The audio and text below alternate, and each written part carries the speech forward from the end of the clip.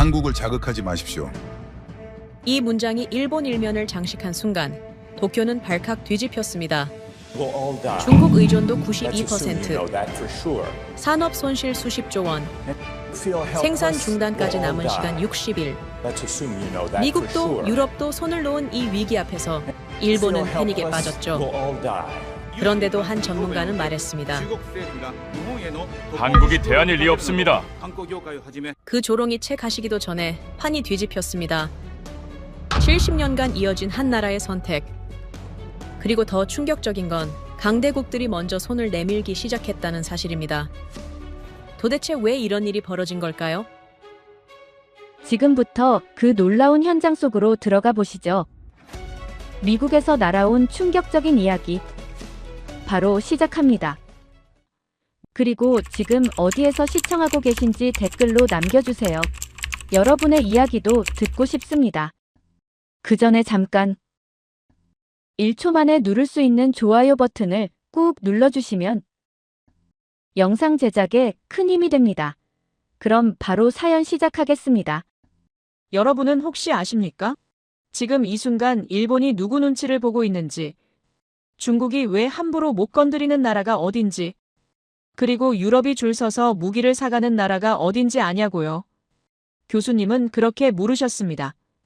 강의실이 조용해졌죠. 그리고 단 하나의 이름이 화면에 떴습니다. 그 나라의 이름은 대한민국입니다. 안녕하세요. 제 이름은 레베카 애쉬튼이라고 합니다. 정치학을 전공하며 자신했던 제가 그날 가장 기본적인 걸 모르고 있었다는 걸 깨달았습니다. 교수님이 천천히 입을 여셨어요. 오늘 강의는 정리가 아니라 재배치라고 하셨습니다. 세계 질서를 다시 그린다는 의미였죠. 솔직히 말하면 그 순간까지만 해도 또 한국 성공 스토리겠거니 생각했습니다. 학기 내내 들어온 그 뻔한 이야기 말이에요. 하지만 교수님이 띄운 첫 화면을 보는 순간 제 생각이 완전히 틀렸다는 걸 알았습니다. 화면에는 한 여성의 얼굴이 떠 있었어요.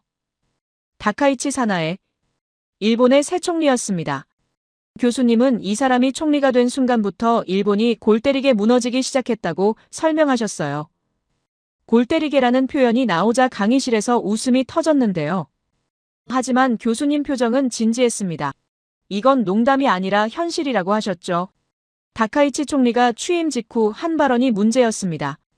중국이 대만을 공격하면 일본 자위대가 출동해서 막겠다고 공개적으로 선언한 거예요.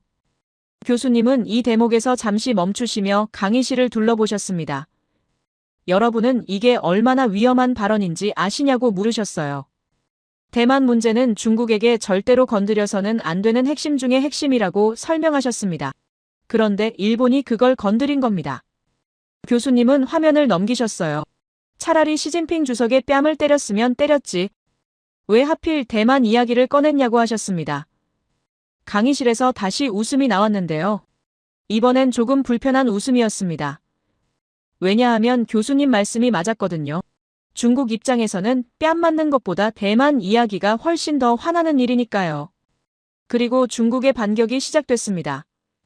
교수님은 새 화면을 띄우시며 히토류라는 단어를 언급하셨어요. 히토류, 한자로 쓰면 드물히의 흑토를 쓰는 말인데요.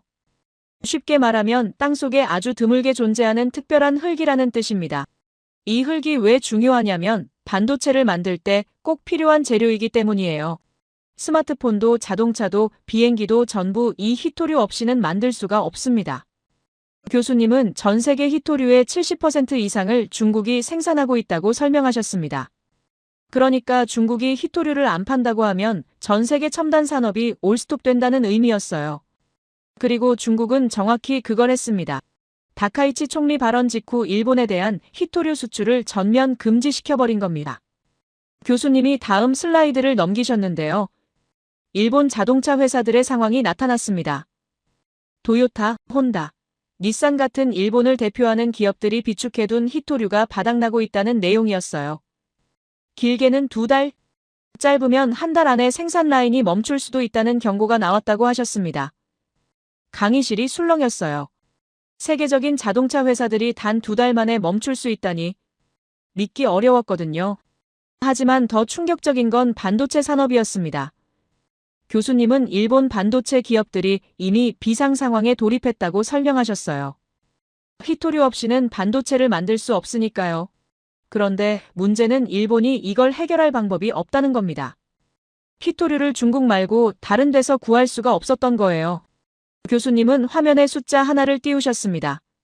92%. 일본이 중국산 히토류에 의존하는 비율이었어요. 거의 전부를 중국에서 들여온다는 의미였습니다. 교수님은 이게 얼마나 위험한 상황인지 설명하셨는데요. 한 나라에 90% 이상 의존한다는 건 그 나라가 싫다고 하면 끝이라는 뜻이라고 하셨습니다. 그리고 더 황당한 일이 벌어졌어요. 교수님은 다카이치 총리가 이 상황에서 뭐라고 했는지 아느냐고 물으셨습니다. 강의실이 조용해졌죠. 교수님이 말씀하셨어요. 다카이치는 일본의 기술력으로 히토류 없이도 반도체를 만들 수 있다고 선언했다는 겁니다. 강의실에서 웃음이 터졌는데요.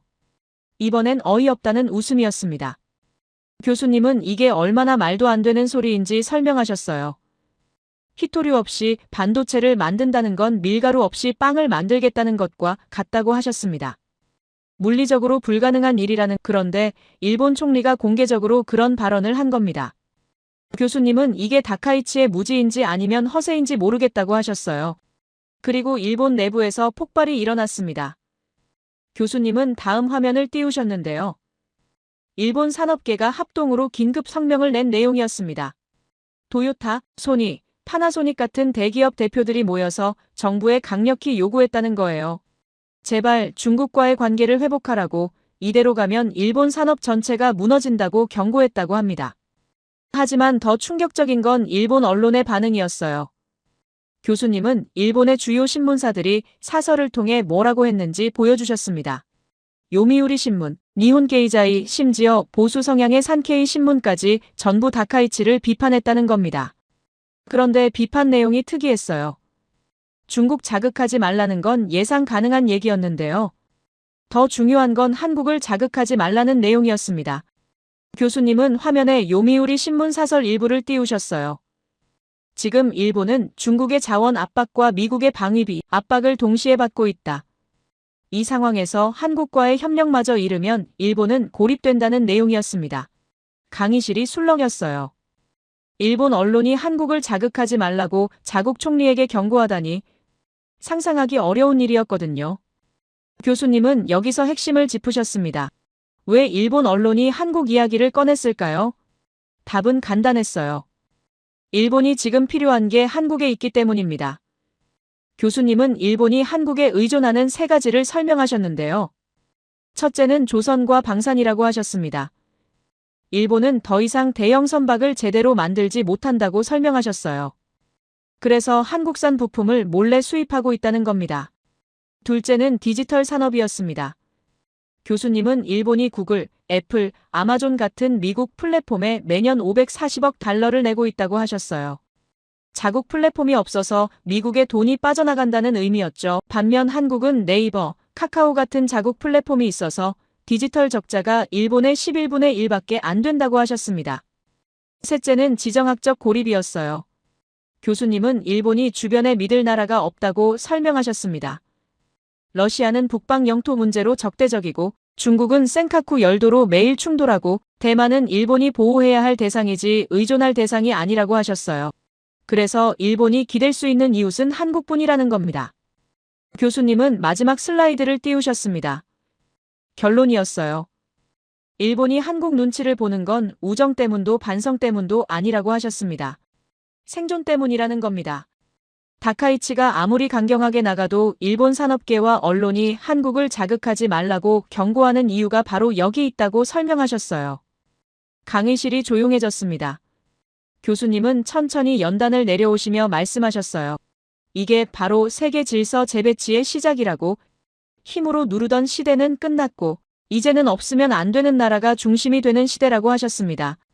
그리고 한국이 바로 그런 나라 중 하나라고 덧붙이셨죠. 지키 믿기지 않았습니다. 일본이 한국 눈치를 본다니. 일본 언론이 한국을 자극하지 말라고 자국 총리를 비판한다니. 하지만 교수님이 보여주신 자료들은 전부 팩트였어요. 신문사설도 산업계 성명도 히토류 의존도 숫자도 전부 확인 가능한 사실들이었습니다.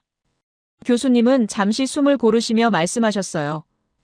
오늘 강의는 이제 시작이라고, 일본만 한국을 찾는 게 아니라고, 미국도 중국도 유럽도 전부 한국을 찾고 있다고 하셨습니다. 그 말을 들으며 생각했어요. 내가 한국을 얼마나 모르고 있었는지, 그리고 오늘 얼마나 더 많은 걸 알게 될지.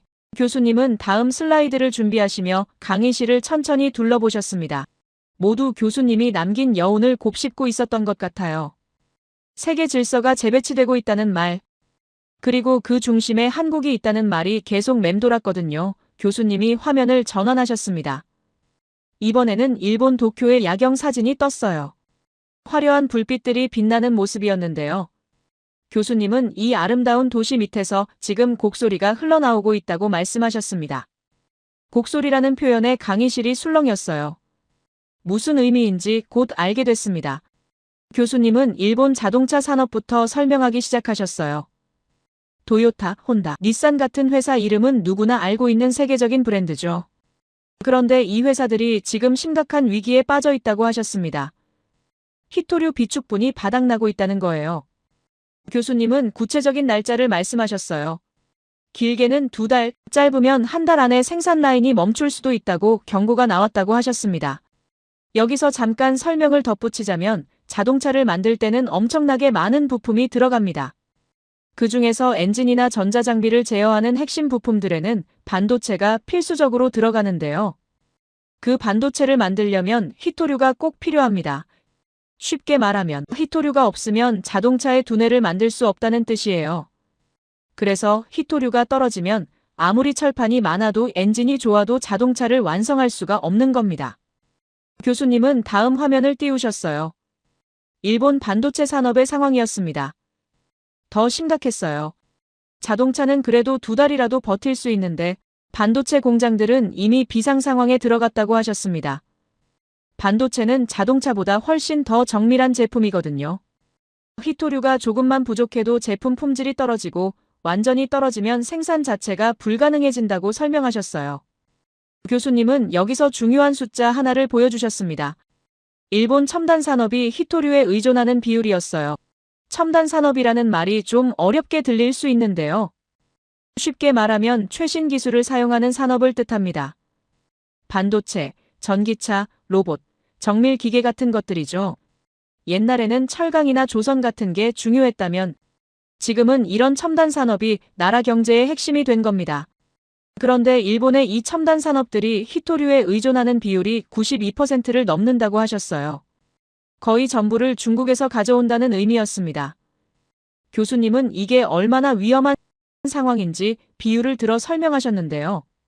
마치 식당을 운영하는데 쌀을 단 한 곳에서만 공급받는 것과 같다고 하셨습니다. 그 한 곳이 쌀을 안 준다고 하면 식당은 바로 문을 닫아야 하는 거죠. 강의실이 조용해졌어요. 일본이 그렇게 위험한 줄 몰랐거든요. 교수님은 화면을 넘기시며 더 충격적인 내용을 보여주셨습니다.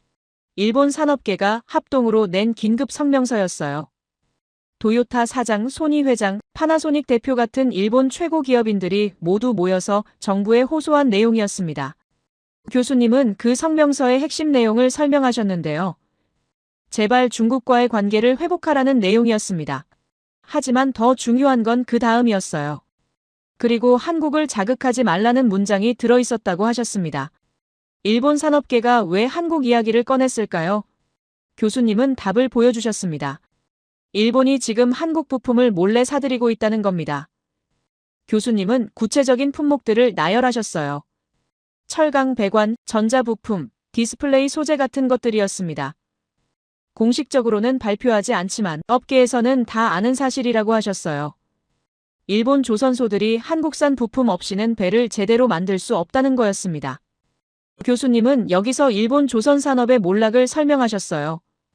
20년 전만 해도 일본은 세계 조선 시장의 35%를 차지했다고 하셨습니다. 그런데 지금은 고작 6%밖에 안 된다는 거예요. 35에서 6으로 거의 6분의 1 수준으로 떨어진 겁니다. 반면 한국은 47%를 차지하며 세계 1위라고 하셨어요. 교수님은 왜 이런 일이 벌어졌는지 설명하셨는데요. 일본이 비용을 줄이려고 조선소를 축소하고 인력을 줄였다고 하셨습니다. 반면 한국은 계속 투자하고 기술을 발전시켰다는 거죠. 그 결과 지금은 일본이 한국한테 부품을 사와야 하는 상황이 된 겁니다. 교수님은 이게 얼마나 아이러니한 상황인지 강조하셨어요. 그리고 교수님은 더 놀라운 사실을 말씀하셨습니다. 일본이 자체 개발하려던 차기 전투기 사업이 난항을 겪고 있다는 거예요. 너무 돈이 많이 들고 기술도 부족해서 진행이 어렵다고 하셨습니다. 그래서 일본 방위성 내부에서 한국의 전투기 기술을 도입하자는 의견이 나왔다고 하셨어요. 아직 공식화되지는 않았지만 검토 중이라는 소문이 있다고 덧붙이셨습니다. 강의실이 술렁였어요. 일본이 한국 전투기 기술을 도입한다니 상상도 못한 일이었거든요. 옛날에는 일본이 한국보다 기술이 앞섰다고 배웠는데 이제는 완전히 뒤바뀐. 교수님은 이게 바로 한국 카드의 위력이라고 설명하셨어요. 교수님은 화면에 새로운 그래프를 띄우셨습니다. 디지털 무역 적자 비교표였어요. 디지털 무역 적자라는 말이 좀 어려운데요. 쉽게 설명하면 외국 인터넷 서비스를 쓰면서 나가는 돈을 의미합니다. 예를 들어 넷플릭스를 보거나 아이폰을 사면 그 돈이 미국으로 빠져나가잖아요. 그런 돈들을 합친 게 디지털 적자입니다. 교수님이 보여주신 숫자가 충격적이었어요. 일본의 디지털 적자는 540억 달러인 반면 한국은 47억 달러라고 하셨습니다. 일본이 한국보다 11배나 많은 돈을 외국에 내고 있다는 뜻이었어요. 왜 이런 차이가 생겼을까요? 교수님은 한국에는 네이버, 카카오 같은 자국 플랫폼이 있지만 일본은 거의 없다고 설명하셨습니다. 교수님은 구체적인 점유율을 보여주셨어요.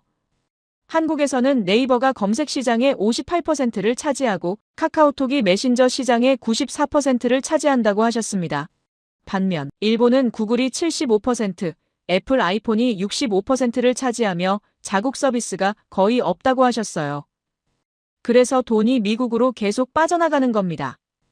교수님은 이게 단순히 돈 문제가 아니라고 강조하셨어요. 디지털 주권의 문제라고 하셨습니다. 주권이라는 말은 나라가 스스로 결정할 수 있는 권리를 뜻하는데요. 디지털 주권은 디지털 세상에서 스스로 결정할 수 있는 힘을 의미합니다. 한국은 자기 나라 사람들이 쓰는 검색, 메신저, 쇼핑 서비스를 자국 기업이 운영하니까 주권이 있는 거고, 일본은 전부 외국 기업한테 맡겨서 주권이 약하다는 거죠. 교수님은 여기서 또 다른 충격적인 사실을 말씀하셨습니다. 일본에서 지금 왜 우리는 네이버 같은 걸 못 만들었나? 하는 자성 기사가 쏟아지고 있다고 하셨어요. 일본 언론이 한국을 벤치마킹하자는 기사를 쓰고 있다는 겁니다. 교수님은 20년 전만 해도 상상할 수 없는 일이라고 하셨어요. 그리고 교수님은 가장 중요한 포인트를 짚으셨습니다. 일본의 지정학적 고립이었어요.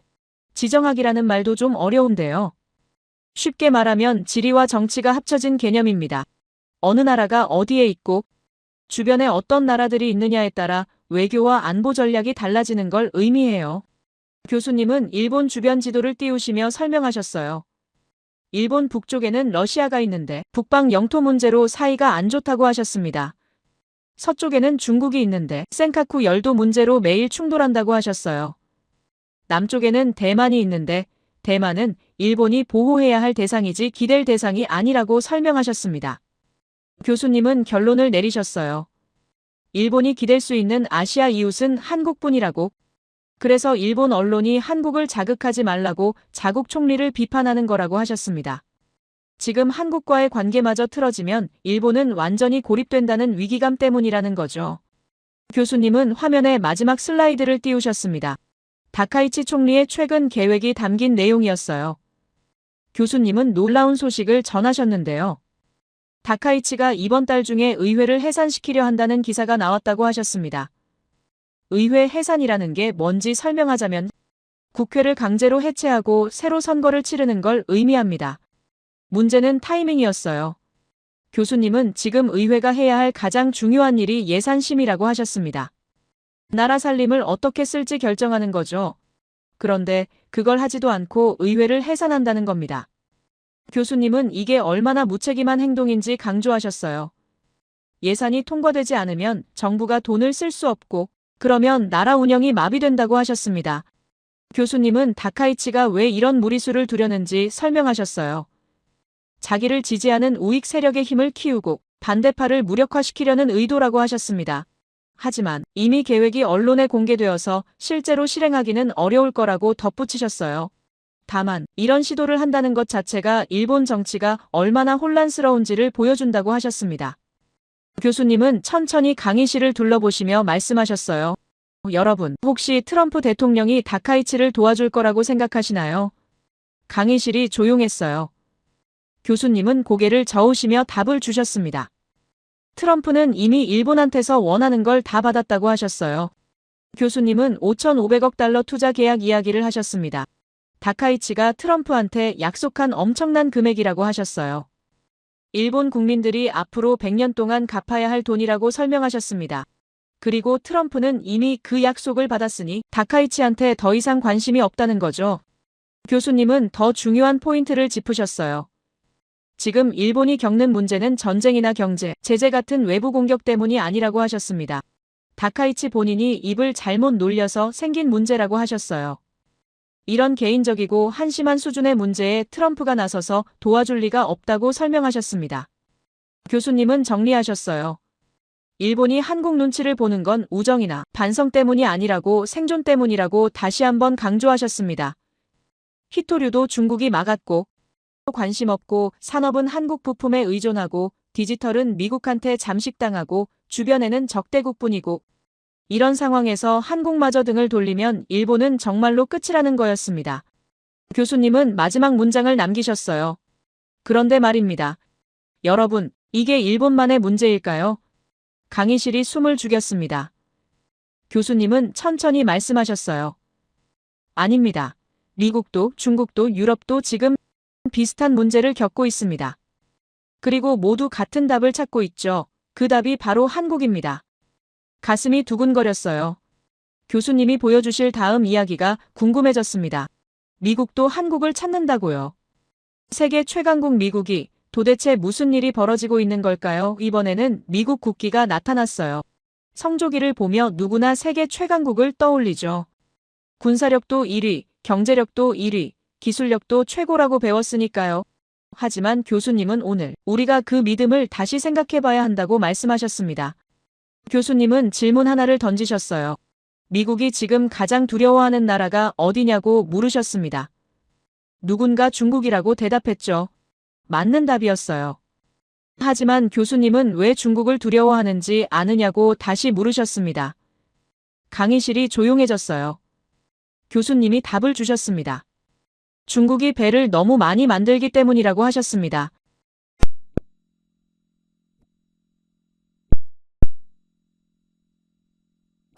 하지만 교수님이 보여주신 다음 슬라이드를 보고 입이 벌어졌습니다. 미국 조선소 숫자 변화라는 제목이었어요. 1980년대에는 20개였다가 현재는 단 2개만 남아있다고 적혀 있었습니다. 20개에서 2개요. 믿기지 않았습니다. 교수님은 이게 얼마나 심각한 감소인지 설명하셨어요. 92%가 사라졌다고 하셨습니다. 거의 전부가 없어진 거였죠. 그리고 일하는 사람 숫자도 보여주셨는데요. 전성기에는 18만 명이 조선소에서 일했는데 지금은 2만 7천 명밖에 안 남았다고 하셨습니다. 85%가 줄어든 거였어요. 교수님은 여기서 중요한 포인트를 짚으셨습니다. 조선소가 줄어든 게 왜 문제냐고 물으셨어요. 누군가 배를 못 만들어서라고 답했죠. 맞는 답이었지만 교수님은 더 정확하게 설명하셨어요. 군함을 못 만든다는 게 진짜 문제라고 하셨습니다. 군함이 왜 중요한지 설명하자면 미국은 바다를 지배하는 나라예요. 태평양과 대서양 양쪽에 항공모함을 띄우고 전 세계 바다를 순찰하며 힘을 보여주는 게 미국 전략의 핵심입니다. 그런데 그 군함을 만들 조선소가 없다면 어떻게 될까요? 기존 배들이 낡아서 못 쓰게 되면 새 배를 만들 수가 없는 거예요. 교수님은 더 충격적인 자료를 보여주셨습니다. 미국 해군이 계획한 함정 건조 목표였어요. 앞으로 30년간 필요한 배 숫자가 적혀 있었는데요. 교수님은 미국 국방부가 낸 비밀 보고서 내용을 공개하셨습니다. 작년에 기밀이 해제된 문서라고 하셨어요. 그 보고서에는 충격적인 문장이 있었습니다. 현재 조선 능력으로는 계획의 40%만 달성 가능하다는 내용이었어요. 나머지 60%는 불가능하다는 뜻이었죠. 교수님은 이게 무슨 의미인지 설명하셨는데요. 미국 해군이 필요한 배의 60%를 자기 나라에서 못 만든다는 겁니다. 강의실이 술렁였어요. 세계 최강국이 배를 못 만든다니 도저히 믿기지 않았거든요. 하지만 교수님이 보여주신 숫자들은 팩트였습니다. 교수님은 비교 자료를 띄우셨어요. 중국은 1년에 군함을 23척 만든다고 하셨습니다. 반면 미국은 고작 3척밖에 못 만든다고 하셨어요. 23척 대 3척, 엄청난 차이였습니다. 교수님은 이게 얼마나 심각한 격차인지 강조하셨어요.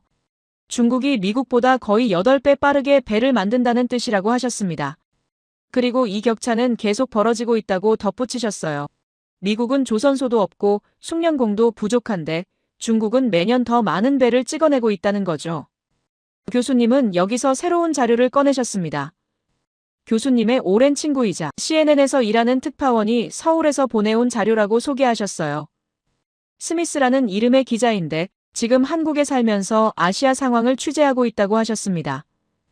그가 보낸 사진들이 화면에 떠올랐어요. 첫 번째 사진은 하늘에서 내려다본 조선소였습니다. 엄청나게 큰 배들이 동시에 세 척이나 만들어지고 있는 모습이었어요. 교수님은 이게 한국의 HD현대 조선소라고 설명하셨습니다. HD현대라는 이름이 낯설 수 있는데요. 옛날 현대중공업이라고 불렸던 회사예요. 세계에서 가장 큰 조선소 중 하나입니다. 교수님은 스미스가 보낸 메모를 읽어주셨어요. 조선소 상공에서 촬영한 사진인데 동시에 세 척의 대형 선박이 건조 중이라고 적혀 있었습니다. 그리고 놀라운 건 이 세 척이 전부 다른 종류의 배라는 거였어요. 액화천 연가스를 운반하는 LNG선, 컨테이너를 싣는 컨테이너선, 원유를 나르는 유조선이 동시에 만들어지고 있다고 하셨습니다. 교수님은 여기서 중요한 비교를 하셨어요. 미국은 1년에 군함을 3척 만드는데도 힘들어하는데 한국은 1년에 780척을 만든다고 하셨습니다. 780척이요. 그 숫자를 듣고 강의실이 웅성거렸어요. 미국의 260배가 넘는 숫자였거든요. 교수님은 이게 어떻게 가능한지 설명하셨어요. 한국 조선소들은 아직도 전쟁 대비 체제로 운영된다고 하셨습니다. 무슨 말이냐면 한국은 북한과 휴전 중이잖아요. 언제든 전쟁이 터질 수 있다는 가정하에 산업을 운영한다는 겁니다. 그래서 평시에도 최대 생산 능력을 유지하고 유사시에는 24시간 내에 전시체제로 전환할 수 있다고 하셨어요. 반면 미국과 유럽은 평화시대에 맞춰서 조선소를 축소했다고 하셨습니다. 효율성을 높인다며 공장도 줄이고 인력도 줄였다는 거죠. 그 결과 지금 배가 필요해도 만들 수가 없는 상황이 된 겁니다. 교수님은 이게 평화의 대가라고 표현하셨어요. 평화에 익숙해지면서 전쟁 대비 능력을 잃어버렸다는 뜻이었습니다. 교수님은 스미스가 보낸 또 다른 자료를 보여주셨어요. 이번에는 건조기간 비교표였습니다. 같은 크기의 군함을 만드는데 걸리는 시간을 비교한 표였어요. 미국은 평균 8년이 걸린다고 적혀 있었습니다. 중국은 4년 반, 그리고 한국은 3년 반이라고 나와 있었어요. 교수님은 이 숫자가 얼마나 중요한지 강조하셨습니다. 한국은 미국보다 2배 이상 빠르게 배를 만들 수 있다는 뜻이라고 하셨어요. 그리고 더 중요한 건 품질이라고 덧붙이셨습니다. 빠르기만 한 게 아니라 정밀도도 세계 최고 수준이라고 설명하셨어요. 교수님은 구체적인 사례를 들어주셨습니다. 미국 최신 항공모함인 제럴드 포드함을 만드는데 11년이 걸렸다고 하셨어요. 원래 계획은 5년이었는데 공정이 지연되고 기술 문제가 생겨서 2배 넘게 걸린 거였습니다. 반면 한국이 만든 세종대왕급 이지스함은 3년 2개월 만에 완성됐다고 하셨어요. 계획보다 더 빨리 끝난 거였죠. 교수님은 여기서 핵심을 짚으셨습니다. 미국이 지금 한국에게 뭘 부탁하고 있는지 아느냐고 물으셨어요. 강의실이 조용해졌습니다. 교수님이 답을 주셨어요. 배를 만들어달라고 부탁하고 있다는 겁니다. 처음에는 믿기지 않았어요. 세계 최강국 미국이 한국한테 배를 부탁한다고요. 하지만 교수님이 보여주신 자료는 명확했습니다. 작년에 미국 해군이 한국 HD현대의 함정, 수리를 맡겼다는 기사였어요. 교수님은 이게 시작이라고 하셨습니다. 교수님은 더 최근 기사를 보여주셨어요. 미군 태평양 함대 구축함 2척이 한국 조선소에서 정비를 완료했다는 내용이었습니다. 미군 군함이 한국에서 수리를 받았다는 거예요. 교수님은 이게 얼마나 상징적인 사건인지 설명하셨는데요. 미국이 자국 조선소 능력을 믿지 못해서 동맹국에 맡긴다는 의미라고 하셨습니다. 하지만 교수님은 이게 끝이 아니라고 하셨어요. 미국이 진짜 원하는 건 수리가 아니라 건조라고 설명하셨습니다. 건조라는 말은 새로 만든다는 뜻인데요. 미국 해군 함정을 한국에서 만들겠다는 계획이 워싱턴에서 논의 중이라고 하셨습니다. 아직 공식 발표는 안 됐지만 내부적으로는 거의 확정 단계라고 덧붙이셨어요. 교수님은 왜 이런 일이 벌어지는지 정리하셨습니다. 미국은 혼자서 중국을 상대할 배를 만들 수 없다고, 조선소도 없고 숙련공도 부족하고 시간도 오래 걸린다고 하셨어요. 반면 한국은 빠르고 정확하고 대량 생산이 가능하다고 설명하셨습니다. 그래서 미국이 선택지가 없다는 거죠. 교수님은 스미스가 보낸 마지막 자료를 공개하셨어요. 한국 조선 산업의 세계 점유율표였습니다. 숫자가 놀라웠어요. LNG 운반선은 78%, 초대형 컨테이너선은 65%, 해양 플랜트는 71%를 한국이 차지하고 있다고 나와 있었습니다. 교수님은 이 숫자들이 무엇을 의미하는지 설명하셨어요. 세계에서 가장 어렵고 비싼 배들을 한국이 거의 독점하고 있다는 뜻이라고 하셨습니다. 특히 LNG선 같은 경우는 영하 163도에서 액화천 연가스를 운반해야 하는 초정밀 기술이 필요한데 이걸 제대로 만들 수 있는 나라가 사실상 한국밖에 없다고 하셨어요. 교수님은 천천히 강의실을 둘러보시며 말씀하셨습니다.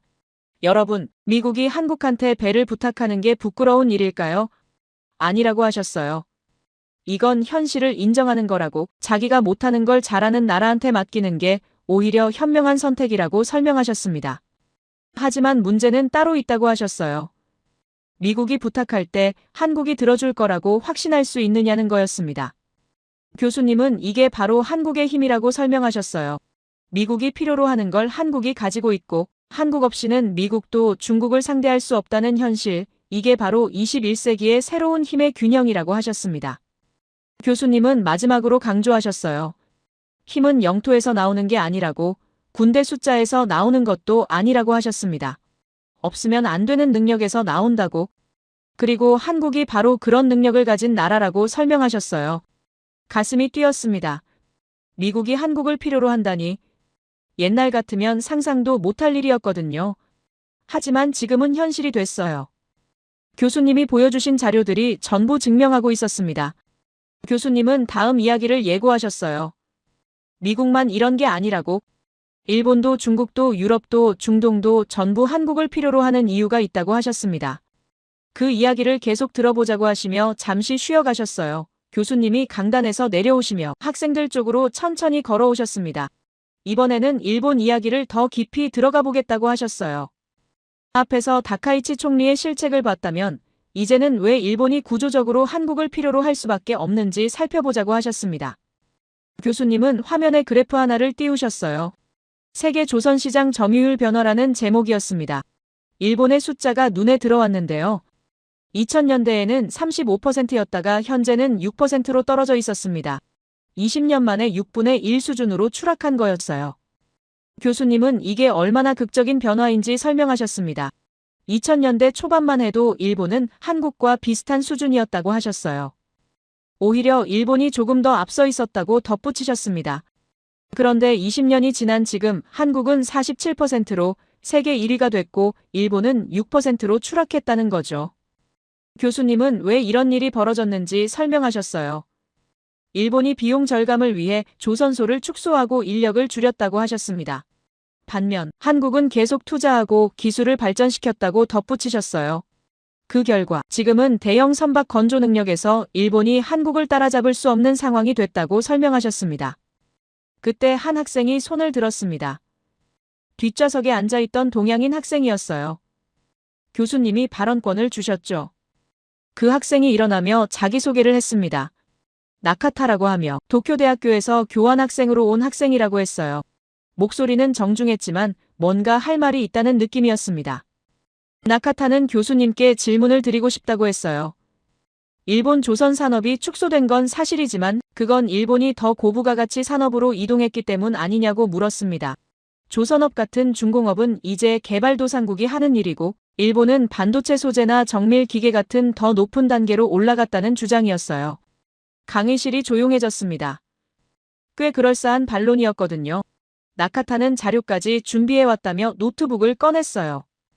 일본이 세계 시장을 장악하고 있는 품목들을 나열했습니다. 반도체 제조 장비의 40%, 정밀 베어링의 55%, 탄소 섬유의 60%를 일본이 생산한다고 설명했어요. 교수님은 고개를 끄덕이시며 들으셨습니다. 나카타의 발표가 끝나자 교수님이 천천히 말씀하셨어요. 좋은 지적이라고, 실제로 일본이 그런 분야에서 강점을 가지고 있는 건 사실이라고 인정하셨습니다. 하지만 한 가지 빠진 게 있다고 하셨어요. 교수님은 새로운 화면을 띄우셨습니다. 디지털 무역 적자 비교표였어요. 일본은 540억 달러, 한국은 47억 달러라고 나와 있었습니다. 교수님은 이 숫자가 무엇을 의미하는지 설명하셨는데요. 일본이 한국보다 11배나 많은 돈을 디지털 서비스 수입에 쓰고 있다는 뜻이라고 하셨습니다. 교수님은 구체적인 사례를 들어주셨어요. 일본은 검색 시장의 75%를 구글이 장악하고 있고 스마트폰 시장의 65%를 애플이 차지한다고 하셨습니다. 반면 한국은 네이버가 58%, 카카오톡이 94%를 차지하며 자국 플랫폼이 강하다고 설명하셨어요. 나카타가 다시 손을 들었습니다. 하지만 일본의 제조업 경쟁력은 여전히 세계 최고 수준 아니냐고 물었어요. 도요타나 소니 같은 브랜드는 전 세계에서 인정받고 있다고 덧붙였습니다. 목소리에 약간 떨림이 있었지만 끝까지 주장을 이어갔어요. 교수님은 의자에 앉으시며 천천히 대답하셨습니다. 그래서 그 기업들이 지금 한국 부품을 사고 있다고 말씀하셨어요. 조용하고 평범한 말투였지만 강의실이 숨을 죽였습니다. 교수님은 스미스가 보낸 자료를 띄우셨어요. 도쿄 특파원이 작성한 보고서라고 소개하셨습니다. 스미스의 보고서에는 흥미로운 내용이 담겨 있었어요. 일본 조선소들이 한국산 철강, 배관, 전자부품을 대량으로 수입하고 있다는 내용이었습니다. 공식적으로는 발표하지 않지만 업계에서는 공공연한 비밀이라고 적혀 있었어요. 일본 배를 만드는데 한국 부품이 들어간다는 의미였죠. 교수님은 더 구체적인 사례를 보여주셨습니다. 일본이 개발 중이던 차기 전투기 사업이 난항을 겪고 있다는 내용이었어요. 비용이 너무 많이 들고 기술적 난관도 많아서 진행이 어렵다고 하셨습니다. 그래서 일본 방위성 내부에서 한국의 전투기 기술을 도입하자는 의견이 나왔다고 설명하셨어요. 나카타의 얼굴이 굳어지는 게 보였습니다. 교수님은 계속 이어가셨어요. 이게 부끄러운 일이 아니라고, 오히려 현실을 인정하는 게 중요하다고 말씀하셨습니다. 하지만 문제는 일본이 이걸 공개적으로 인정하지 않는다는 거라고 덧붙이셨어요. 교수님은 스미스가 인터뷰한 도쿄의 경제 전문가 의견을 소개하셨습니다. 그 전문가는 일본이 지금 이중 포위 상태라고 분석했다고 해요. 중국은 자원과 공급망으로 압박하고 미국은 방위비와 무역으로 압박한다는 내용이었습니다.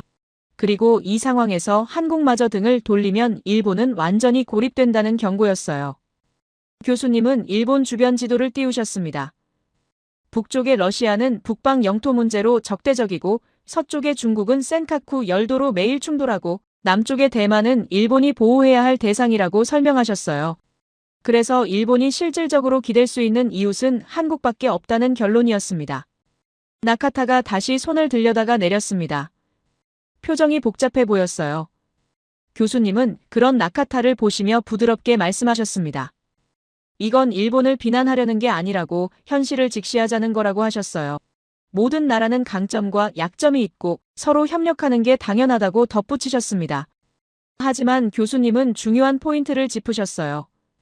협력은 대등한 관계에서 이루어져야 한다고 하셨습니다. 과거처럼 일본이 한국을 무시하거나 우습게 보는 태도로는 안 된다고 설명하셨어요. 이제는 한국이 일본에게 필요한 게 훨씬 많아졌다고 강조하셨습니다. 교수님은 스미스의 마지막 보고서를 공개하셨어요. 최근 도쿄에서 10년 넘게 살아온 스미스의 소감이었습니다. 일본이 한국을 대하는 태도가 최근 몇 년 사이에 완전히 바뀌었다는 내용이었어요.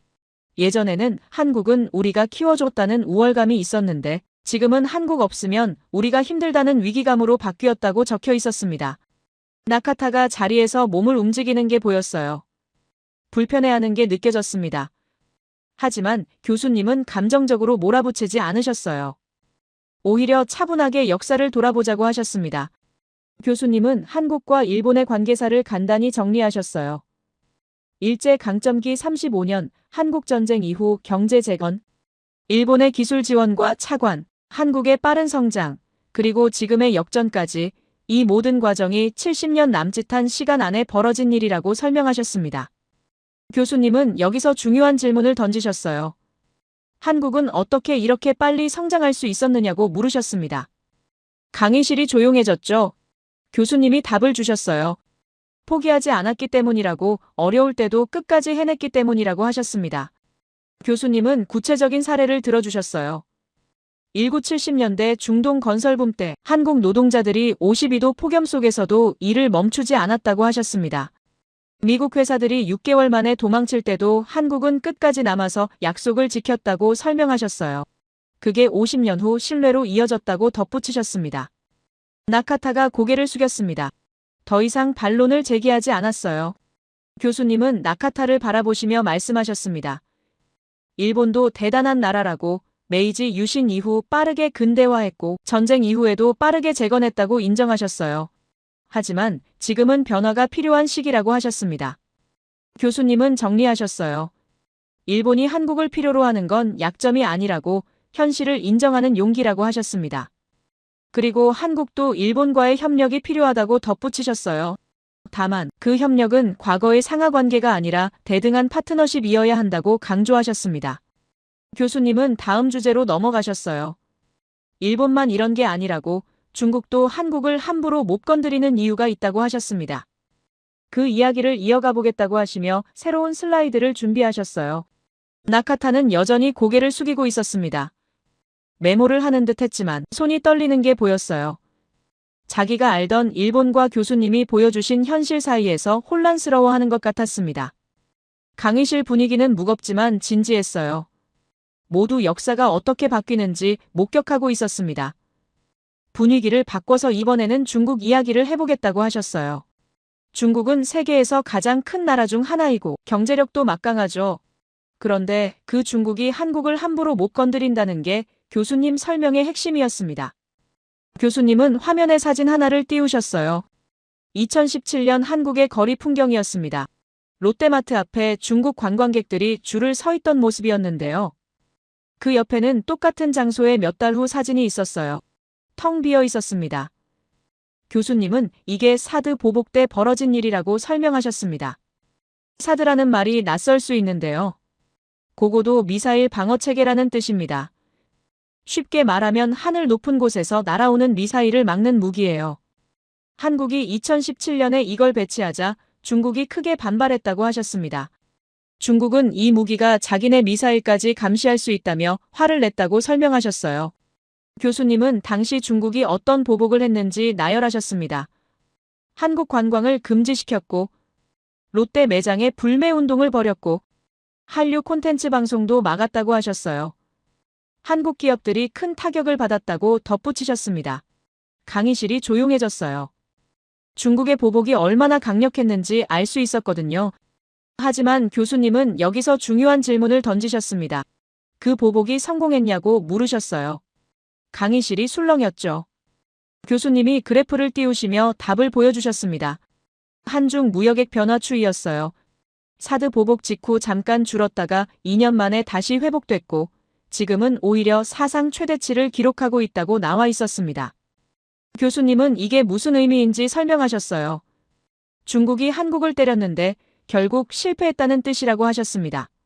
왜 실패했을까요? 교수님이 답을 주셨어요.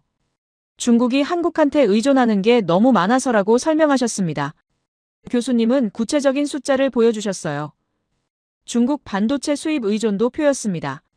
메모리 반도체는 43%를 한국에서 가져온다고 나와 있었어요. 유기발광 다이오드 패널은 51%, 2차 전지 소재는 38%였습니다. 교수님은 이 숫자들이 뭘 의미하는지 설명하셨는데요. 중국이 한국산 부품을 끊으면 중국 공장이 멈춘다는 뜻이라고 하셨습니다. 교수님은 쉬운 예를 들어주셨어요. 중국의 화웨이가 스마트폰을 만들려면 삼성 반도체가 필요하다고 하셨습니다. 중국의 배터리 회사 CATL이 전기차 배터리를 만들려면 LG나 SK의 소재가 필요하다고 덧붙이셨어요. 그래서 중국이 한국을 완전히 끊을 수가 없다는 거였습니다. 교수님은 여기서 일본과 비교하셨어요. 중국은 일본 수산물을 전면 금수 조치했다고 하셨습니다. 후쿠시마 오염수 문제를 이유로 들었지만 실제로는 정치적 압박이었다고 설명하셨어요. 하지만 한국 수산물은 아무 문제 없이 들어간다고 하셨습니다. 왜냐고요? 한국을 때리면 중국이 더 아프니까요. 교수님은 더 흥미로운 사례를 보여주셨습니다. 한국 대통령이 중국을 방문했을 때 사진이었어요. 공항에 시진핑 주석이 직접 나와서 맞이하는 모습이었습니다. 강의실이 웅성거렸어요. 중국 국가주석이 직접 공항에 나온다는 게 얼마나 대단한 예우인지 모두 알고 있었거든요. 교수님은 비교 사진을 띄우셨습니다. 일본 총리가 중국을 방문했을 때는 총리가 마중 나왔다고 하셨어요. 주석이 아니라 총리였습니다. 교수님은 이게 외교에서 얼마나 큰 차이인지 강조하셨는데요. 중국이 한국을 얼마나 중요하게 보는지 보여주는 장면이라고 설명하셨습니다. 교수님은 왜 중국이 이렇게까지 하는지 설명하셨어요. 첫째는 기술 의존이고 둘째는 대만 변수라고 하셨습니다. 대만 이야기가 나오자 강의실이 더 집중했어요. 교수님은 중국에게 대만 통일이 얼마나 중요한 국가 목표인지 설명하셨습니다. 교수님은 지도를 띄우시며 설명하셨어요. 대만 유사시 한국의 태도가 중국에게 엄청난 변수라고 하셨습니다. 주한미군 28,000명, 오산과 군산 공군기지, 부산 해군기지, 이 모든 게 대만 유사시 미군 증원에 쓰일 수 있다고 설명하셨어요. 그래서 중국은 한국이 중립을 지켜주기를 바란다고 덧붙이셨습니다. 교수님은 여기서 중요한 포인트를 짚으셨습니다. 한국의 선택이 대만 상황을 좌우할 수 있다는 거였어요. 한국이 적극 개입하면 중국 부담이 폭증하고 한국이 중립을 유지하면 중국은 전략적 여지가 생긴다고 설명하셨습니다. 그래서 중국이 한국을 밀어내지 않고 오히려 끌어당기려 한다는 거죠. 교수님은 정리하셨어요. 중국은 일본은 때려도 한국은 못 때린다고 기술 의존, 대만 변수 이 두 가지가 중국을 묶어둔다고 하셨습니다. 강의실이 조용했어요. 중국이라는 거대한 나라가 한국을 건드리지 못한다는 사실이 놀라웠거든요. 교수님은 화면을 바꾸시며 더 깊은 이야기를 시작하셨습니다. 여러분, 혹시 왜 한국이 이렇게 됐는지 생각해 본 적 있냐고 물으셨어요. 강의실이 조용해졌습니다. 교수님이 천천히 말씀하셨어요. 한국 사람들의 마음속에는 특별한 정신이 있다고 하셨습니다. 교수님은 설명하셨어요. 나라가 망하면 안 된다는 마음, 기술이 무너지면 안 된다는 절박함, 꾸준히 성장해야 한다는 의지, 이런 생각들이 한국에서 특히 강하다고 하셨습니다. 물론 다른 나라 사람들도 이런 생각을 가지고 있지만 한국은 그 뿌리가 더 깊다고 덧붙이셨어요. 교수님은 왜 그런지 설명하셨습니다. 한국은 지난 100년간 엄청난 시련을 겪었다고 하셨어요. 식민지배 35년 전쟁으로 폐허가 된 나라, 세계 최빈국이라는 굴욕. 하지만 그 모든 위기 속에서도 한국은 무너지지 않았다고 강조하셨습니다. 교수님은 구체적인 사례를 들어주셨어요. 1997년 IMF 외환 위기 때 이야기였습니다. 당시 한국 경제가 완전히 무너질 뻔했다고 하셨어요. 국가부도 직전까지 갔다고 설명하셨습니다. 하지만 한국 국민들이 금 모으기 운동을 벌였다고 하셨어요. 집에 있던 금반지, 금목걸이를 나라에 기부했다는 거였습니다. 교수님 목소리가 조금 떨렸어요. 할머니들이 결혼 반지를 빼서 내놓았고 아이들이 돌반지를 가져왔고 젊은 부부들이 결혼 예물을 헌납했다고 하셨습니다. 225톤의 금이 모였다고 하셨어요. 그 돈으로 한국은 빚을 갚았고 3년 만에 위기를 극복했다고 설명하셨습니다. 교수님은 이게 어떻게 가능했는지 물으셨어요. 강의실이 숨을 죽였습니다. 교수님이 답을 주셨어요. 우리라는 마음 때문이라고 하셨습니다. 내 나라가 아니라 우리나라, 내 가족이 아니라 우리 민족, 이런 공동체 의식이 한국 사람들 마음속 깊이 박혀 있다고 설명하셨어요. 교수님은 더 놀라운 사실을 말씀하셨습니다. 이런 정신이 조상들로부터 내려왔다고 하셨어요. 임진왜란 때 의병들이 자발적으로 일어나 싸웠고 일제강점기 때 독립운동가들이 목숨을 바쳤고 한국전쟁 때 국민들이 폐허를 다시 일으켰다고 설명하셨습니다. 이 모든 게 우리라는 마음에서 나왔다고 강조하셨어요. 교수님은 한국의 특별함을 정리하셨습니다. 위기가 오면 더 강해지는 민족이라고 하셨어요.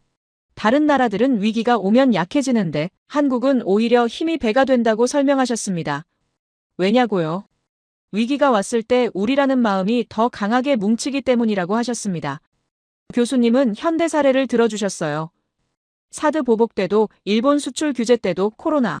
사드 보복 때는 내수 시장을 키웠고 일본 수출 규제 때는 소재 국산화에 성공했고 코로나 때는 백신과 진단키트를 세계에 수출했다고 설명하셨어요. 교수님 목소리에 감동이 실렸습니다.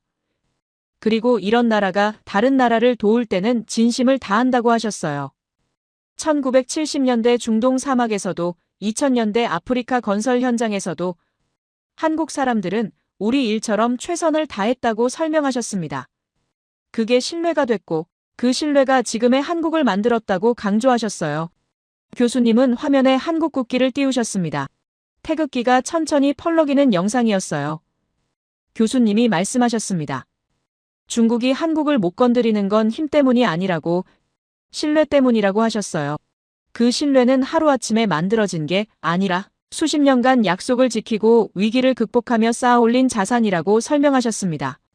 강의실이 숙연해졌어요. 나카타도 고개를 들고 화면을 바라보고 있었습니다. 표정이 복잡했지만 뭔가 이해한 듯 보였어요. 교수님은 마지막으로 말씀하셨습니다. 21세기 강대국은 영토나 군대가 아니라 신뢰로 만들어진다고, 그리고 한국이 바로 그 신뢰를 가진 나라라고 강조하셨습니다.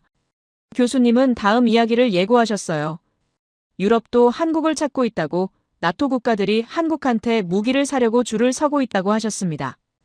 그 이야기를 계속하겠다고 하시며 잠시 화면을 정리하셨어요. 가슴이 뜨거워졌습니다. 한국이라는 나라가 얼마나 대단한지, 그리고 그 대단함이 어디서 왔는지 이제 알 것 같았어요.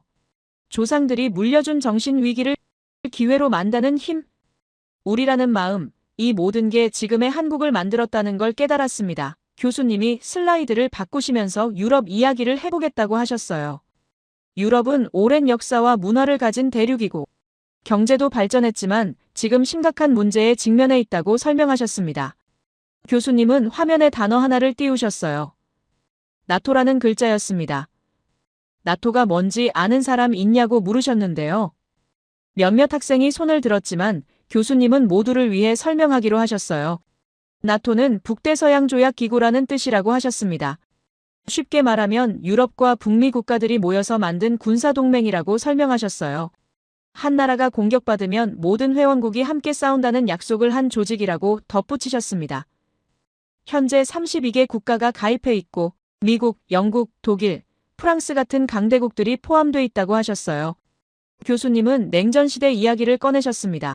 나토는 원래 소련과 맞서기 위해 만들어졌다고 하셨어요. 하지만 1990년대 초 소련이 무너지면서 유럽의 평화가 찾아왔다고 설명하셨습니다. 그리고 유럽 국가들은 평화의 배당금을 받기 시작했다고 덧붙이셨어요. 평화의 배당금이라는 말이 낯설 수 있는데요. 전쟁, 준비에 쓰던 돈을 다른 곳에 쓸 수 있게 됐다는 뜻입니다. 교수님은 유럽 국가들이 군비를 줄이고 그 돈으로 복지를 늘렸다고 설명하셨어요. 무상교육, 무상의료, 연금 같은 제도를 확대했다고 하셨습니다. 하지만 문제가 생겼습니다. 교수님은 표 하나를 띄우셨어요. 유럽 방산 생산 능력 변화라는 제목이었습니다. 숫자들이 충격적이었어요. 냉전 시절에는 전차를 1년에 800대 만들었는데 지금은 95대밖에 못 만든다고 나와 있었습니다. 겨우 12% 수준이었어요. 포탄 생산은 더 심각했습니다. 냉전 때는 1년에 100만 발을 만들었는데 지금은 15만 발밖에 못 만든다고 하셨어요. 85%가 줄어든 겁니다. 군함 건조도 마찬가지였어요. 1년에 45척 만들던 게 지금은 8척으로 줄었다고 설명하셨습니다. 교수님은 왜 이렇게 됐는지 설명하셨어요. 30년간 평화가 계속되니까 방산 공장을 줄이고 인력도 해고했다는 겁니다. 효율성을 높인다며 비용을 계속 줄였다고 하셨어요. 그런데 2022년 러시아가 우크라이나를 침공하면서 모든 게 바뀌었다고 덧붙이셨습니다. 교수님은 새로운 표를 보여주셨어요. 나토 탄약 비축 현황이라는 제목이었습니다. 독일이 20만 발, 프랑스가 15만 발, 영국이 12만 발을 비축하고 있다고 나와 있었어요. 그런데 옆칸에 적힌 숫자가 중요했습니다. 전쟁 시 하루 소모 예상량이 3만 발이라고 적혀 있었어요. 교수님은 계산을 해주셨습니다. 독일은 7일, 프랑스는 7일, 영국은 6일밖에 못 버틴다고 하셨어요. 유럽 전체가 전쟁하면 일주일 만에 탄약이 떨어진다는 의미였습니다. 강의실이 술렁였어요. 일주일이면 너무 짧았거든요. 교수님은 이게 얼마나 심각한지 강조하셨습니다. 아무리 최신 무기가 있어도 쏠 탄약이 없으면 의미가 없다고 하셨어요. 전투기가 아무리 좋아도 미사일이 없으면 날 수만 있고 전차가 아무리 튼튼해도 포탄이 없으면 움직이는 철덩어리일 뿐이라고 설명하셨습니다. 교수님은 유럽이 깨달은 걸 정리하셨어요. 우리 혼자서는 안 되겠다는 걸 알았다고 하셨습니다. 그래서 탄약을 만들어줄 나라를 찾기 시작했다고 덧붙이셨어요. 교수님은 화면에 지도를 띄우시며 하나씩 체크하셨습니다. 미국은 자기네 탄약도 부족하다고 하셨어요. 우크라이나 지원하느라 비축분이 바닥났다는 겁니다. 일본은 방산 수출이 법적으로 제한돼 있고 최근에 풀렸지만 생산 능력이 부족하다고 설명하셨어요. 그럼 어디로 갔냐고요? 교수님이 답을 주셨습니다. 한국이었다고 하셨어요. 교수님은 스미스가 보낸 자료를 공개하셨습니다. 나토 회원국의 한국 무기 도입 현황이라는 제목이었어요. 스미스가 직접 유럽 현장을 취재한 내용이라고 소개하셨습니다. K9 자주포 수백 문, K2 전차 수백 대, 장갑차 수천 대가 계약됐다고 나와 있었어요. K9이 뭔지 설명하자면 한국이 만든 자주포라는 무기입니다. 자주포는 스스로 움직이면서 포를 쏠 수 있는 장비예요. 일반 대포는 한 자리에 고정돼 있지만 자주포는 바퀴나 궤도가 달려서 빠르게 이동하며 싸울 수 있습니다. K9은 세계에서 가장 성능이 좋은 자주포로 평가받고 있다고 교수님이 설명하셨어요. 교수님은 스미스가 찍은 사진을 보여주셨습니다. 나토 회원국 군사기지에서 K9 인도식이 열린 사진이었어요. 그 나라 국방장관이 직접 나와서 환영사를 했다고 하셨습니다. 교수님은 이게 얼마나 이례적인 일인지 설명하셨는데요. 보통 무기 인도식에는 중간 관리자들이 나오는데 장관이 직접 나왔다는 건 그만큼 중요하게 여긴다는 뜻이라고 하셨어요. 교수님은 왜 유럽이 한국 무기를 사는지 3가지 이유를 설명하셨습니다. 첫째는 품질이라고 하셨어요. K9 자주포는 세계 최고 성능이고 K2 전차도 최상위급이라고 덧붙이셨습니다. 둘째는 가격이었어요. 독일제보다 30에서 40% 저렴하다고 하셨습니다. 하지만 가장 중요한 건 셋째였습니다. 교수님이 강조하셨어요. 납기라고 하셨습니다. 납기는 물건을 받을 수 있는 시간을 의미하는데요. 교수님은 표를 띄우시며 비교해 주셨어요. 독일한테 전차를 주문하면 5년이 걸린다고 나와 있었습니다. 한국한테 주문하면 2년이라고 적혀 있었어요. 자주포는 더 차이가 났습니다. 독일은 4년, 한국은 18개월이라고 나와 있었어요. 장갑차도 독일은 3년 반, 한국은 14개월이었습니다.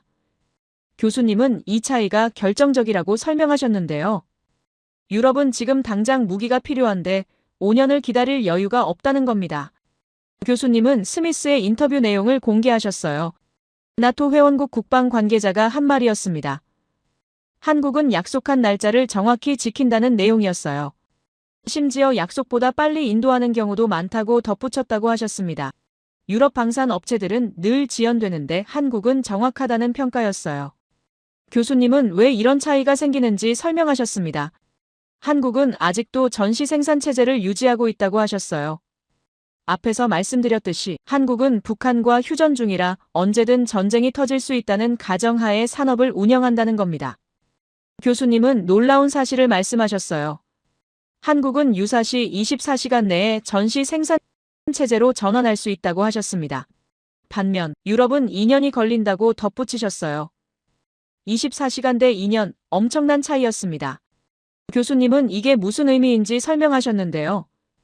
평시에는 민수용 제품을 만들다가 전쟁이 나면 하루 만에 군수 제품으로 전환할 수 있다는 뜻이라고 하셨습니다. 공장 라인도 바로 바꿀 수 있고 인력도 즉시 투입할 수 있다고 설명하셨어요. 이게 70년 휴전 상태에서 만들어진 시스템이라고 강조하셨습니다. 교수님은 유럽과 한국의 근본적인 차이를 정리하셨어요. 유럽은 평화시대에 맞춰 효율성을 추구했다고 하셨습니다. 공장도 줄이고 인력도 줄이며 비용을 절감했다는 거죠. 하지만 한국은 전쟁 대비를 계속 유지했다고 설명하셨어요.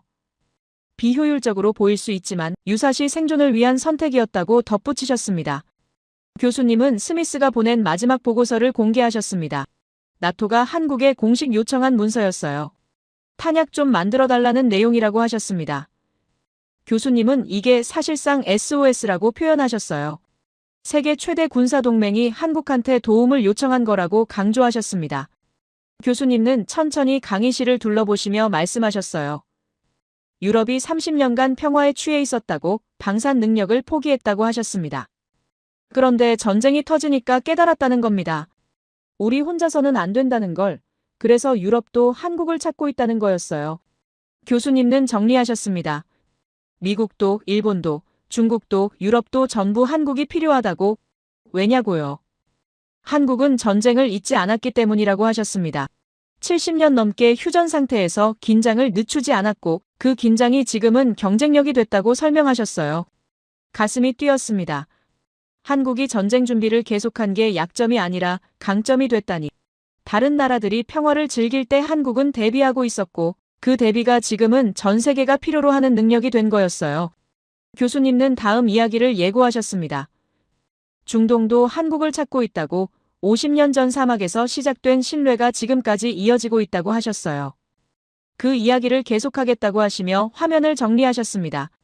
강의실 분위기가 고조됐어요. 조명이 교수님께 집중되었고 이번 이야기는 특별하다고 하시며 입을 여셨습니다.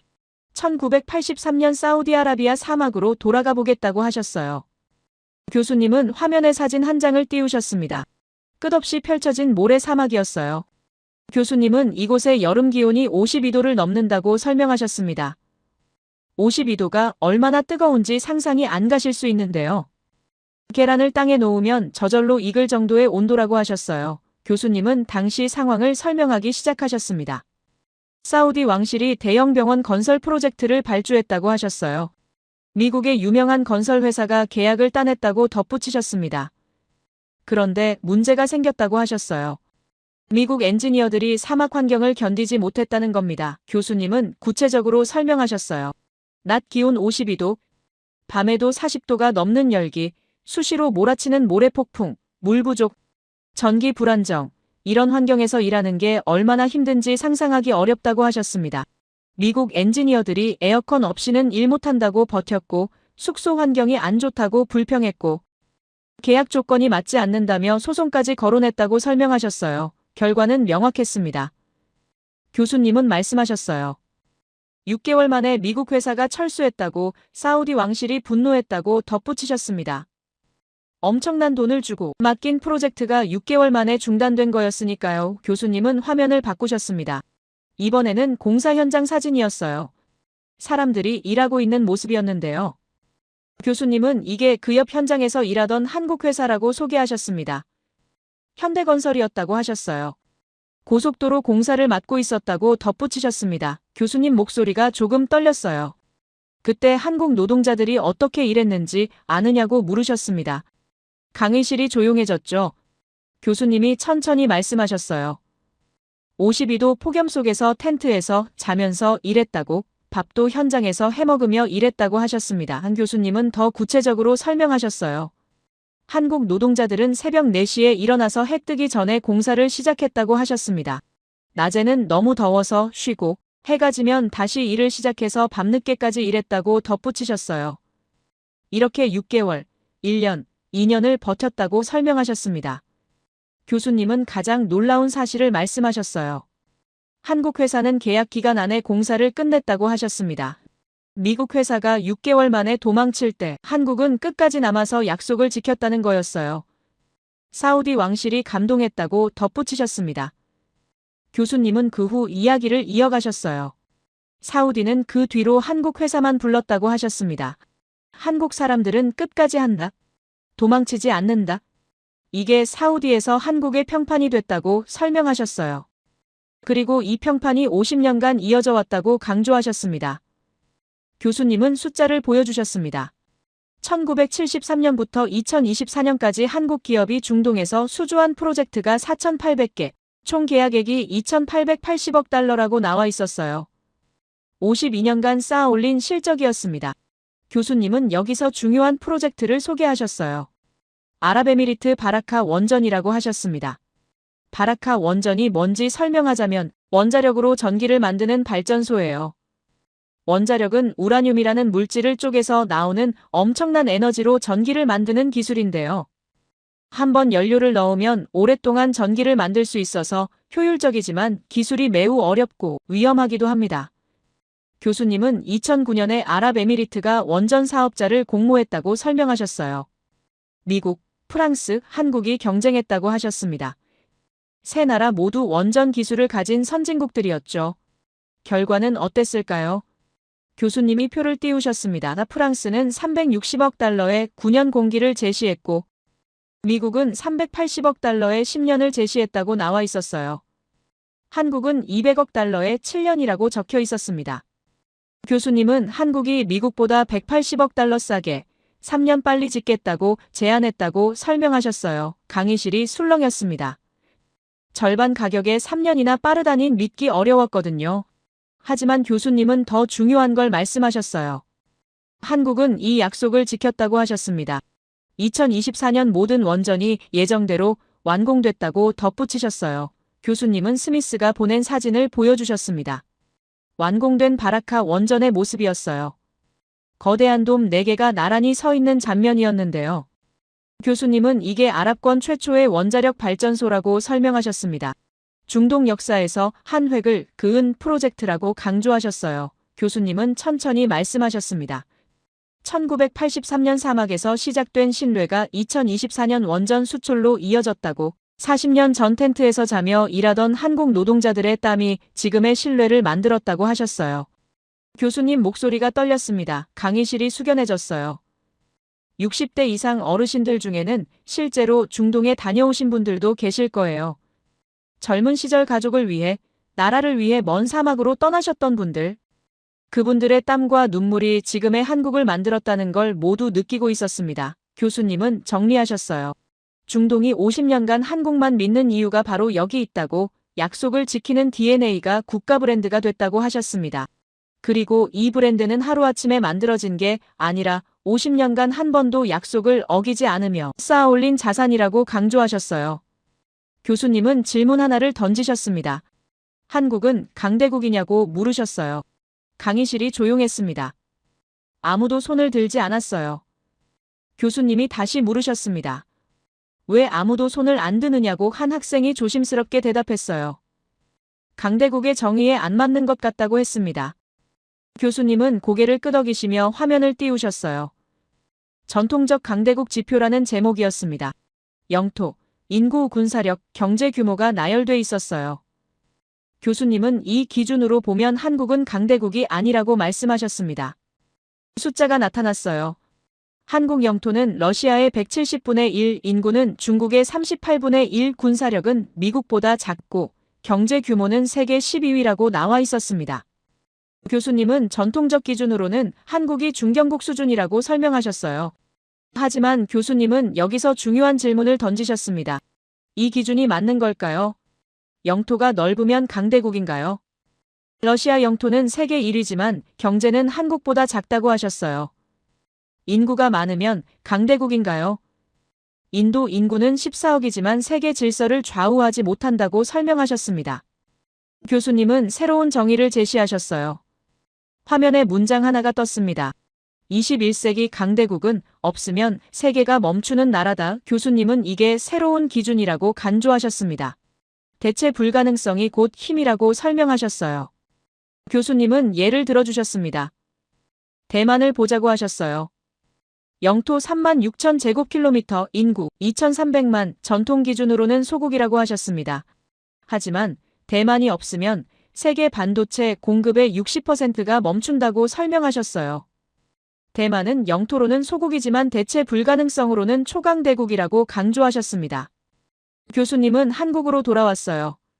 그럼 한국은 어떠냐고 물으셨습니다. 교수님이 숫자들을 하나씩 띄우셨어요. LNG 운반선 세계 점유율 78%, 메모리 반도체 60%, 디스플레이 81%, 2차 전지 35%라고 나와 있었습니다. 교수님은 이 숫자들이 무엇을 의미하는지 설명하셨어요. 한국이 없으면 세계가 멈춘다는 뜻이라고 하셨습니다. LNG선 없이는 천연가스를 운반할 수 없고, 메모리 반도체 없이는 스마트폰을 만들 수 없고, 디스플레이 없이는 텔레비전을 만들 수 없다고 설명하셨어요. 교수님은 더 중요한 포인트를 짚으셨습니다. 이 분야들을 대체하는데 얼마나 걸리냐고 물으셨어요. 화면에 표가 나타났습니다. 조선은 5년 이상, 메모리 반도체는 3년 이상, 디스플레이는 4년 이상 소요된다고 나와 있었어요. 사실상 불가능하다는 의미라고 교수님이 설명하셨습니다. 교수님은 비교를 해주셨어요. 러시아 석유를 대체하는데 유럽이 2년 걸렸다고 하셨습니다. 하지만 한국 조선소를 대체하는 건 10년이 걸려도 어렵다고 덧붙이셨어요. 러시아보다 한국이 더 대체 불가능하다는 의미라고 강조하셨습니다. 교수님은 오늘 본 모든 이야기를 정리하셨어요. 미국은 배를 못 만들어서 한국이 필요하고, 일본은 고립되기 싫어서 한국이 필요하고, 중국은 기술과 대만 변수 때문에 한국이 필요하고, 유럽은 무기가 없어서 한국이 필요하고, 중동은 50년 신뢰 때문에 한국이 필요하다고 하셨습니다. 교수님은 결론을 내리셨어요. 화면에 큰 글자가 떴습니다. 강대국의 정의가 바뀌어야 한다. 교수님은 천천히 말씀하셨어요. 19세기 기준으로 21세기를 보면 안 된다고, 영토와 군사력이 아니라 대체 불가능성과 신뢰가 진짜 힘이라고 하셨습니다. 교수님이 마지막 말씀을 하셨어요. 세계는 계속 변하고 있다고 하지만 변하지 않는 게 하나 있다고 하셨습니다. 약속을 지키는 나라가 결국 이긴다는 진리라고 강조하셨어요. 한국이 바로 그 살아있는 증거라고 덧붙이셨습니다. 강의가 끝났습니다. 박수가 터져나왔어요. 처음에는 몇 명이 치다가 점점 더 많은 사람이 일어서며 박수를 쳤습니다. 스탠딩 오베이션이었습니다. 교수님이 고개를 숙이시며 감사 인사를 하셨어요. 강의실을 나서는데 생각이 많았습니다. 오늘 들은 이야기를 어떻게 받아들여야 할까? 한국을 어떻게 이해해야 할까? 그리고 미국은 앞으로 어떻게 해야 할까? 하나 확실한 건 이제 한국을 무시할 수 없다는 거였어요. 한국은 더 이상 주변부가 아니라 중심이었습니다. 세계 질서의 중심축 중 하나였어요. 그리고 그 위치는 하루아침에 얻은 게 아니라 70년간 약속을 지키며 쌓아올린 신뢰의 결과였습니다. 마지막으로 이 이야기를 듣고 계실 모든 분들께 말씀드리고 싶습니다. 한국을 자랑스러워하셔도 됩니다. 여러분의 부모님 세대가 사막에서 흘린 땀이, 공장에서 밤새 일한 노력이, IMF 때 내놓은 금반지가 전부 지금의 한국을 만들었습니다. 계속해서 한국이 계속 이 길을 걸어가기를 바랍니다. 제 이야기를 끝까지 들어주셔서 감사합니다. 모두 안녕히 계세요. 오늘의 사연 어떻게 들으셨나요? 처음에는 조금 과장된 이야기처럼 느껴졌을지도 모르겠습니다.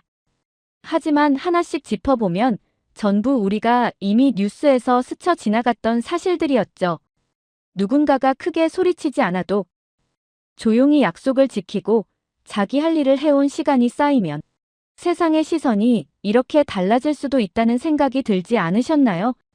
이 이야기는 누가 옳고 누가 틀렸다는 결론을 내리기보다는 우리가 살아온 방식과 선택이 어떤 결과로 이어질 수 있는지를 조용히 보여주는 이야기였던 것 같습니다. 앞으로도 이런 변화가 계속될지 아니면 또 다른 선택의 기로가 찾아올지 그 답은 아직 정해져 있지 않겠죠. 여러분은 이 이야기를 어떻게 느끼셨는지 여러분의 생각을 아래 댓글에 남겨주세요. 그리고 감동적인 사연을 주변 사람들과 공유하고 함께 이야기 나눠보세요. 마지막으로 1초밖에 걸리지 않는 구독과 좋아요, 알림 설정은 영상 제작에 큰 힘이 됩니다. 지금까지 감동을 담아 여러분께 진심을 전하는 감동담기였습니다. 오늘 하루도 행복한 하루 보내세요.